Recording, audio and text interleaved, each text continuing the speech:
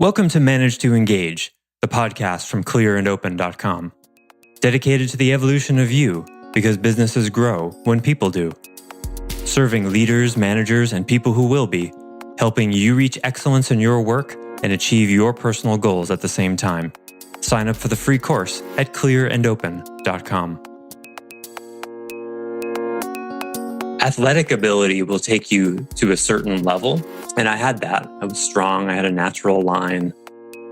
But unlike in many other sports, for example, swimming, which I was also competitive in, there was another thing in diving that I was not willing to face, and that was terror. Hi, it's Joseph, and thanks for tuning in to Manage to Engage, the podcast from clearandopen.com. Are you great at anything? Or do you want to be great at anything? We're all good at some things, but only a select few of us are willing to do what it takes to experience greatness. And if you've ever experienced greatness in anything, you know that it only comes as a result of being tested.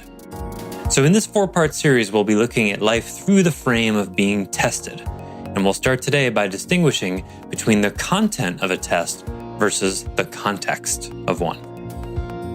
I offer weekly member webcasts, online courses, and mentorship at clearandopen.com because it's my truth that with the right tools, anyone can eliminate the people, money, and time problems holding them back in business. And I share parts of these webcasts and courses on this show because I want to help you too. If you're enjoying the show and learning from it, I'd love your feedback. If you're listening to the show on an Apple device, all you have to do is open up the podcast app, view the full description of this episode, and then click the link to leave a rating and review for the show. Thanks so much for listening. Let's start the show.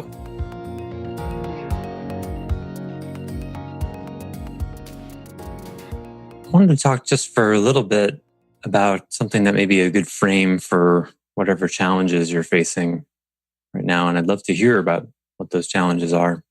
But I've been thinking a lot about the frame of being tested, subjecting ourselves to being tested. For me, in my life, the earliest form of that was athletics.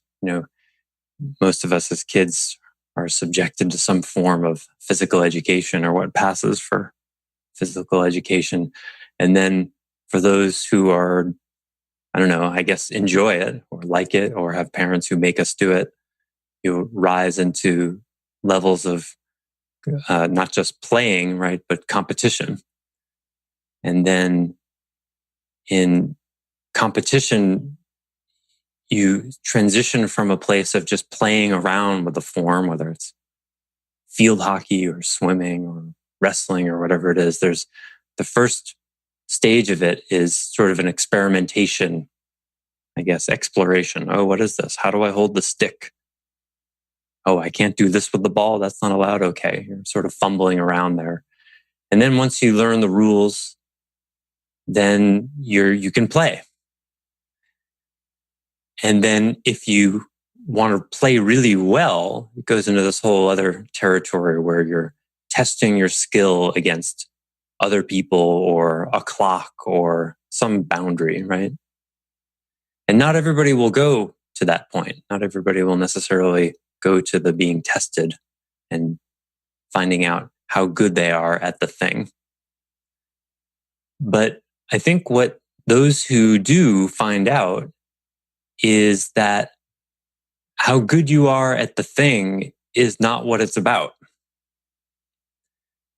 Because that's just the content of it. It's not about how hard you can hit the tennis ball or can you swim faster than the guy next to you, or even in wrestling, can you defeat the person in combat? It's not actually about that. It's about all of the things that you have to do to hone yourself into someone who can do that. The focus, the discipline, the concentration. Many people will see athletes, elite athletes that operate at the highest levels. They see them on television and they go, oh, wow, I wish I could do that.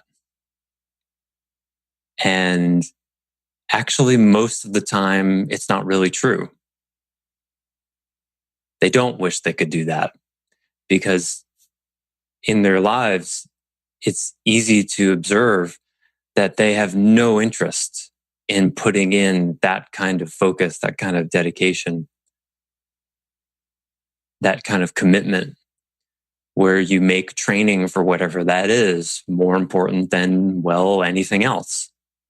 Because that's what that kind of greatness at the elite level of anything, one of the governing dynamics of how you get there is you make eliteness in that thing, whether it's a sport or a relationship or a business, whatever that is, you make it more important than anything else. A musical instrument.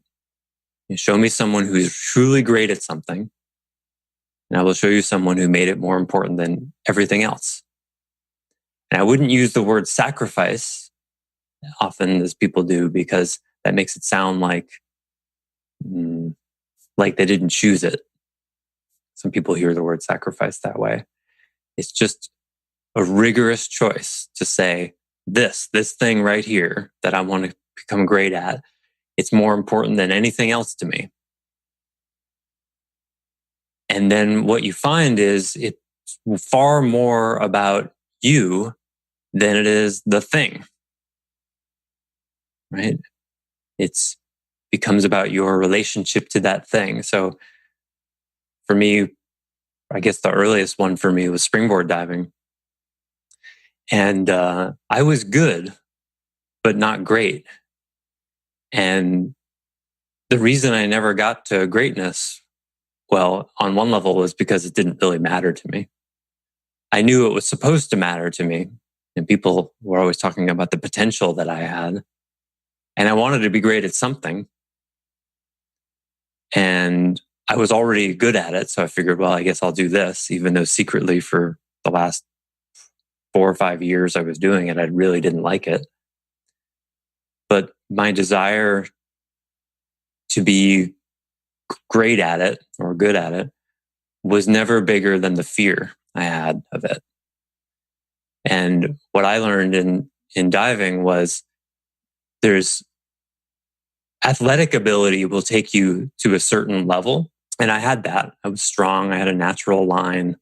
But unlike in many other sports, for example, swimming, which I was also competitive in, there was another thing in diving that I was not willing to face, and that was terror. Springboard diving is one of the most terrifying things I've ever done. And that never appeared to be worth it for me. Not that kind of fear of landing back on the board. I once kicked out of a reverse 1.5 and hit my finger back on the board, which, was like 2.5 feet from my head. You can die that way. People hit their heads on diving boards every day in the world. That never seemed worth it to me. I once did a reverse dive pike, the trick, you guys remember when Greg Louganis in the Olympics years ago, when he hit his head on the board and he had HIV, that was like 88 maybe. And so there was that whole thing about that. People don't realize how close divers come to that all the time, because the Newton's second law, I think it is, equal and opposite reaction. So a springboard, as opposed to a platform, you push it down and it goes in because it's springy, right? It bends. So when you push it down, it bends in. And so that inward push, the equal and opposite reaction, it obviously pushes you up, but it also pushes you out.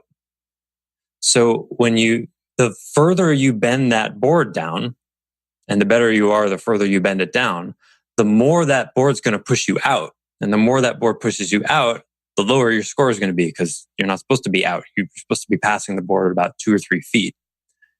And you need all that height. So physically what's going on is as the board bends down, you compensate. And you're not at a 90-degree angle with the board. That angle becomes more and more acute. So relative to the board, you're straight up and down. But there's a kind of leaning back that you have to do. So the reason he hit the board on that dive was because he compensated just a bit too much.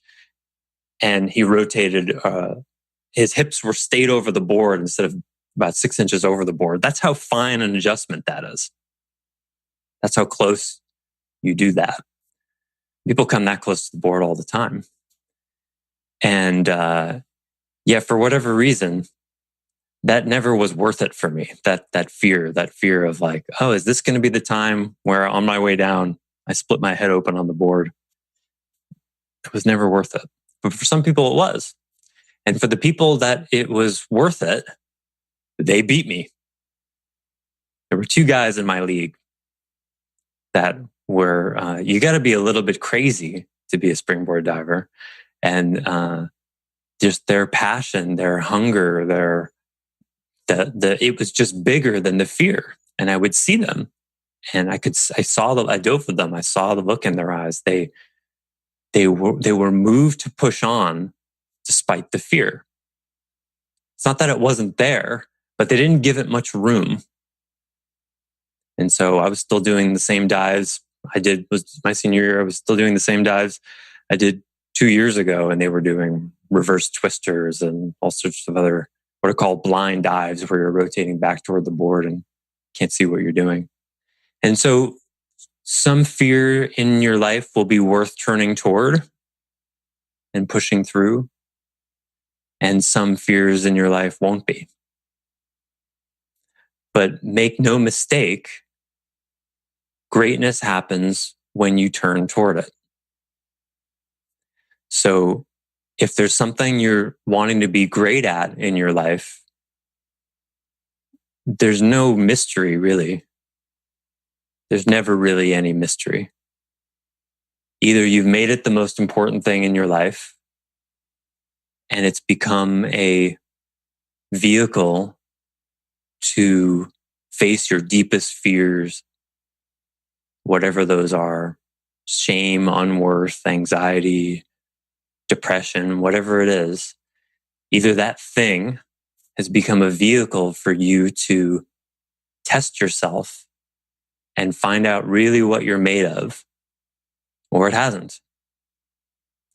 And I think that many of us will spend a lot of years sort of circling around something, and they're not necessarily consciously doing this. Sometimes we know, but there'll be this thing. I want to be successful in this business, or I want to be able to play this instrument really well, or this sport, or this yoga pose. Could be anything. And people can spend years, decades, even their entire life telling themselves they really want it. But what's actually happening is they're negotiating with their own will. And so on the outside, they're like, oh yeah, I'm really trying, or yeah, someday I'll have time. But what's really going on is they're in a long decision-making process about how much it actually matters. I was with springboard diving for the last 5 years I did it. I think every time I got on the board, I was probably unconsciously asking myself, is this really worth it? Do I like this? Why am I subjecting myself to this? And there's nothing wrong with that. I think that that's just sometimes how it is. Of course, it's nice when we make decisions quickly. There can be really good things about that. Could be a marriage, right? I think probably all of us have experienced being in a relationship where it's more bad feeling than good for 6 months, a year. And you're asking yourself, boy, is this worth it? This is really a lot of work. Well, relationships are work. Yeah. This much work though, right? I mean, before any divorce happens, typically that's going on for a while, right? You're going, wow, this is really hard. I don't know if this is worth it. Sort of a slow motion decision happening there. And then if it ends in divorce, often that's because you finally arrived at something, some learning. We're like, no, it's not. Or you arrived, yes, it is worth it. And you bring everything you have to it and you're tested and you realize that this just was over. But I guess the invitation I'm bringing then is whatever challenge is before you, look not only at the content of it, what skills and learning and actions it's requiring, but ask yourself, in what way is this challenge testing me? What is it asking from me? How is life inviting me into a bigger version of myself here? Because if you don't ask that question, you're automatically going to be in a subtle existential victimhood mode. Because if you don't choose the test, you're on the receiving end of it. Oh, this is happening to me. Thanks for listening to Manage to Engage, the Clear and Open podcast. Join us next week when you'll be a little bit closer to who you're destined to be. Until then, know that Clear and Open is dedicated to the evolution of you, because businesses grow when people do. If you want to help the show grow, I'd appreciate you leaving a rating and review on iTunes. All you have to do is open the Apple Podcasts app, view the full description of the episode, and click the link to leave a rating and review. Or you can go to clearandopen.com/review and it will bring you to the right place. If you're looking for more support on your journey, head over to clearandopen.com for even more tools, articles, and free resources. Thanks so much for listening. Bye for now.